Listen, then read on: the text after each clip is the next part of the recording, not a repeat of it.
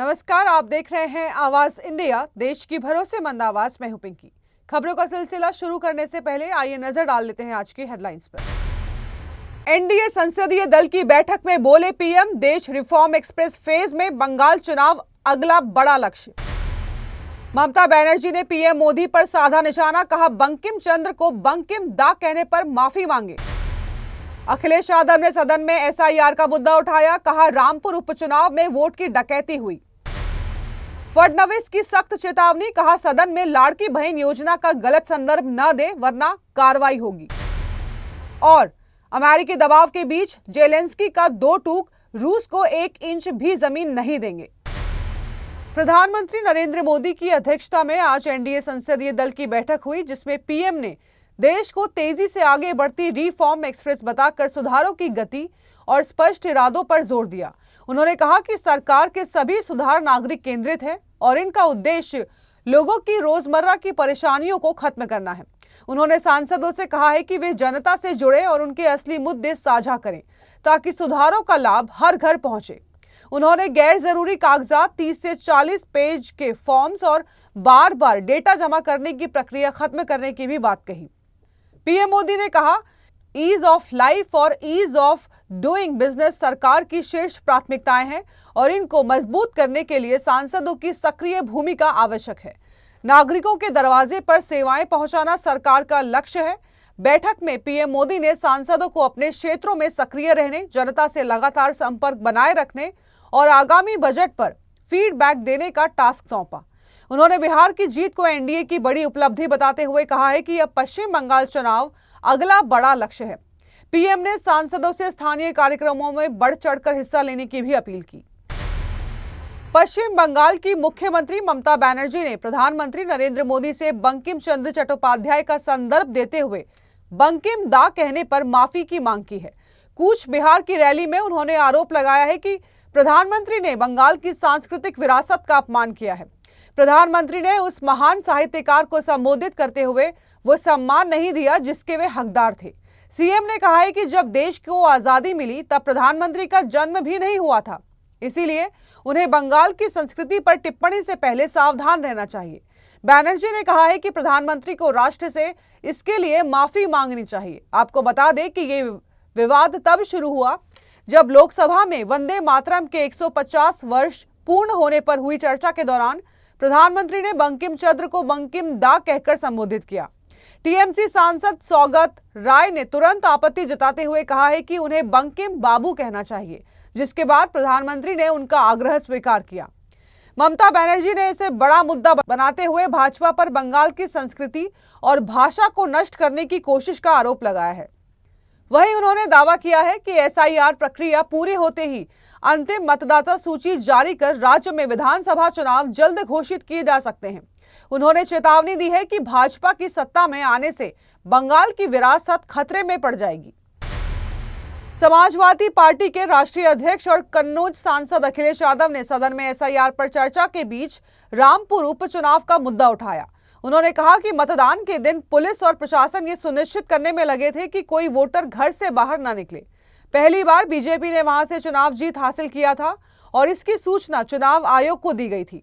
बावजूद इसके कोई कार्रवाई नहीं हुई। अखिलेश ने याद दिलाया है कि पहले वे कांग्रेस से मुकाबला करते थे, आज बीजेपी से हो रहा है। उन्होंने अयोध्या के मिल्कीपुर उपचुनाव और अन्य उपचुनावों में धांधली के आरोप भी लगाए हैं।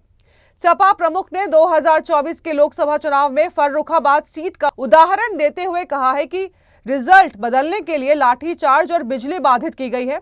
उन्होंने कहा कि उपचुनाव में वोट चोरी नहीं बल्कि वोट की डकैती हुई है। अखिलेश ने सभी पार्टियों को बराबर का चुनावी स्पेस देने और सोशल मीडिया पर फंडिंग की पारदर्शिता की मांग की है।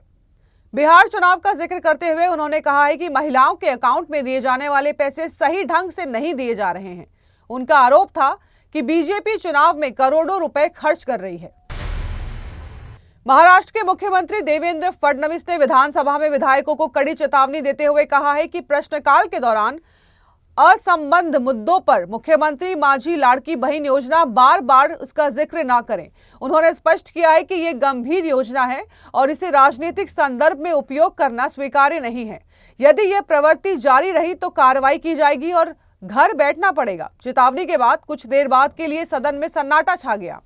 बाद में जब भाजपा विधायक अभिमन्यु पवार ने शराब वितरण के मुद्दे पर बोलते हुए योजना का उल्लेख किया तो मुख्यमंत्री ने तुरंत उन्हें रोकते हुए चेतावनी दोहराई। फडणवीस ने जोर देकर कहा है कि उनकी चेतावनी सभी विधायकों पर लागू होती है और किसी को भी इस योजना को राजनीतिक हथियार की तरह उपयोग करने की अनुमति नहीं दी जाएगी। इससे पहले कांग्रेस विधायक ज्योति गायकवाड़ द्वारा असंबद्ध बहस में योजना का जिक्र करने पर मुख्यमंत्री ने नाराजगी जताई थी। उन्होंने कहा कि माझी लाड़की बहन राज्य की एक महत्वपूर्ण योजना है जो किसी अन्य कार्यक्रम के बजट में प्रभावित नहीं होती, इसीलिए इस पर अनावश्यक टिप्पणी न की जाए। चेतावनी का असर ये रहा कि प्रश्नकाल के शेष समय में किसी ने योजना का नाम भी नहीं लिया। वक्त हो चला है एक छोटे से ब्रेक का।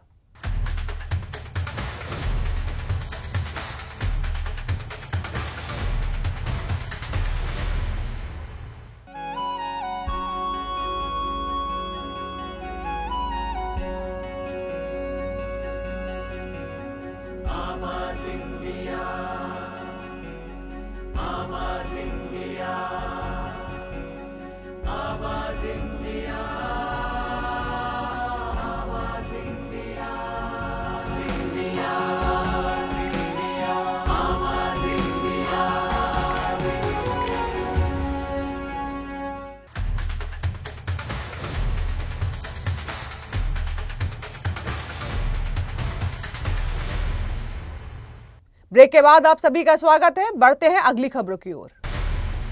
यूक्रेन के राष्ट्रपति व्लादिमीर जेलेंस्की ने 2 टूक कहा है कि वो रूस को अपनी जमीन का 1 इंच भी नहीं सौंपेंगे। ये बयान ऐसे समय में आया है जब वो यूरोप में लगातार दौरे पर समर्थन मजबूत कर रहे हैं, जबकि अमेरिकी राष्ट्रपति डोनाल्ड ट्रंप यूक्रेन पर रूस से समझौता करने का दबाव बढ़ा रहे हैं। जेलेंस्की मंगलवार को रोम पहुंचे, जहां उन्होंने पोप लियो 14 से मुलाकात की और इटली की प्रधानमंत्री जॉर्जिया मेलोनी से बातचीत करने वाले हैं। इससे पहले लंदन में उन्होंने ब्रिटेन, फ्रांस और जर्मनी के शीर्ष नेताओं से मुलाकात की। उनका मकसद है कि यूरोप उनका ठोस समर्थन बनाए रखे, क्योंकि अमेरिका युद्ध खत्म करने के लिए कठिन समझौते की ओर धकेल रहा है। अमेरिका और यूक्रेन के अधिकारियों के बीच 3 दिन चली बातचीत कई मुद्दों पर मतभेदों के साथ समाप्त हुई।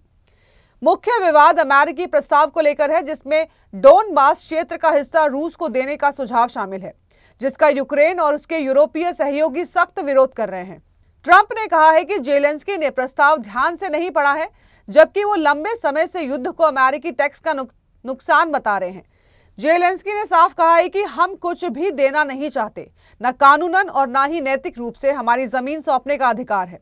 उन्होंने बताया कि अमेरिकी शांति योजना में पहले 28 बिंदु थे, जो अब घटकर 20 रह गए हैं, क्योंकि कई एंटी यूक्रेन पॉइंट्स हटाए जा चुके हैं। इंडोनेशिया की राजधानी जकार्ता से आई है ये तस्वीरें दिल दहला देने वाली है। 7 मंजिला ऑफिस बिल्डिंग आग की लपटों में घिरी और चंद मिनटों में धुआं हो गई। 20 से ज्यादा लोगों की मौत हो चुकी है। मलबे से निकाले गए शवों में 5 पुरुष, 15 महिलाएं और एक गर्भवती महिला भी शामिल है। आग कैसे लगी, किस वजह से लगी, ये फिलहाल साफ नहीं है, लेकिन हादसा इतना तेज और अचानक था कि लोग बाहर निकल ही नहीं पाए। यह इमारत टेरा ड्रोन इंडोनेशिया के ऑफिस के तौर पर इस्तेमाल होती थी और एक ऐसी कंपनी जो खनन से लेकर कृषि तक कई क्षेत्रों के लिए हाईटेक ड्रोन सेवाएं देती है। लेकिन आज टेक्नोलॉजी की यह बिल्डिंग एक दर्दनाक त्रासदी की गवाह बन गई है। आग इतनी भयानक थी कि काला धुआं आसमान तक उठने लगा। सेंट्रल जकार्ता और आसपास के इलाकों में अफरा तफरी मच गई है। लोग घबरा कर घरों से बाहर निकल आए हैं।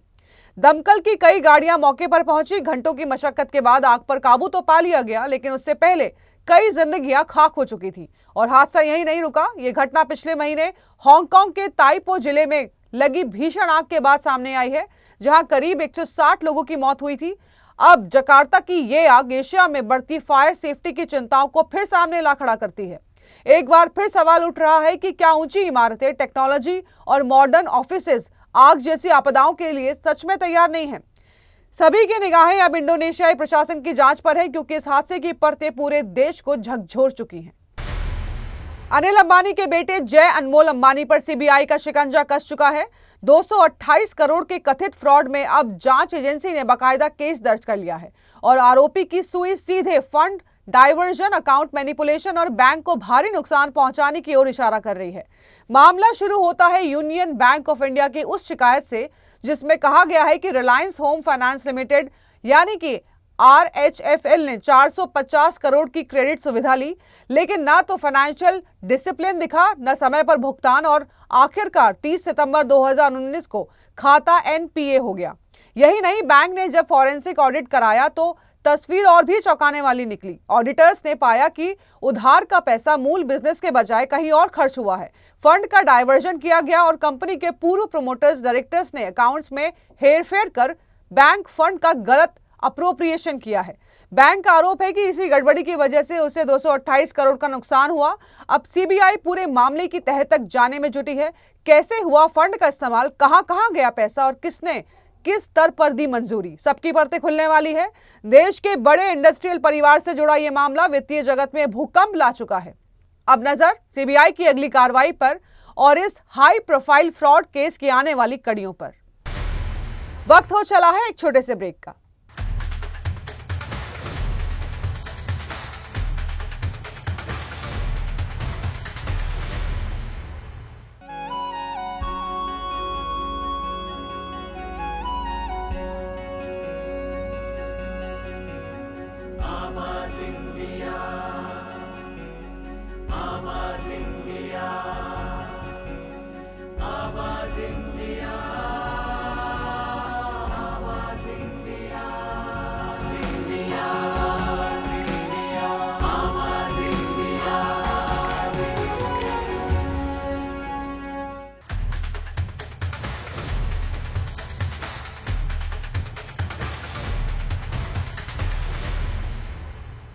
ब्रेक के बाद आप सभी का स्वागत है। बढ़ते हैं अगली खबरों की ओर। दिल्ली के कड़कड़डुमा कोर्ट परिसर में मंगलवार को एक अप्रत्याशित घटना सामने आई, जहां पूर्व सीजेआई BR गवई पर सुप्रीम कोर्ट में जूता फेंकने वाले वकील राकेश किशोर पर कुछ अज्ञात लोगों ने हमला कर दिया।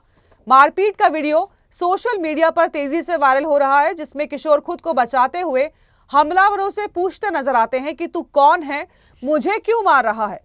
वीडियो में वो बाद में सनातन धर्म की जय हो के नारे भी लगाते दिखते हैं। मामले की गंभीरता के बावजूद किसी तरह की पुलिस शिकायत अब तक दर्ज नहीं हुई है। हमलावर कौन थे और हमला क्यों किया गया, यह अभी भी साफ नहीं है। ये घटना उस समय हुई है जब किशोर पहले ही अपनी जान को खतरे में होने की बात कह चुके हैं। हमले से पहले किशोर ने दावा किया था कि उन्हें लगातार खतरा महसूस हो रहा है और उनके घर के बाहर पुलिस सुरक्षा भी दी गई थी। उन्होंने कहा कि भगवान उनके साथ है, इसीलिए उन्हें कोई नुकसान नहीं होगा। इस बीच जूता फेंकने के मामले में पूर्व चीफ जस्टिस BR गवई ने बड़ी उदारता दिखाते हुए उन्हें माफ कर दिया था। सुप्रीम कोर्ट ने भी उनके खिलाफ अवमानना की कार्रवाई न करते हुए मामला खत्म कर दिया।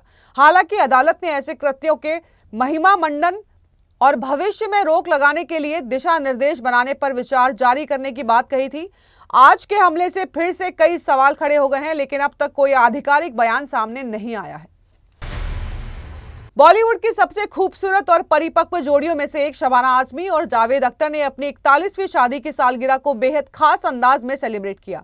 इस मौके पर शबाना आजमी ने सोशल मीडिया पर पति जावेद अख्तर के साथ एक दिल छू लेने वाली तस्वीर साझा की, जिसमें दोनों एक दूसरे की आंखों में खोए दिख रहे हैं। तस्वीर में दिख रही है सहजता और अपनापन ने फैंस का दिल जीत लिया है। शबाना ने कैप्शन में लिखा, 41 साल की शादी के बाद एक दूसरे को इतनी कोमलता से देख पाना ही सब कुछ कह देता है। हैप्पी एनिवर्सरी जादू। ये पोस्ट देखते ही फैंस कमेंट्स में प्यार और शुभकामनाएं बरसाने लगे।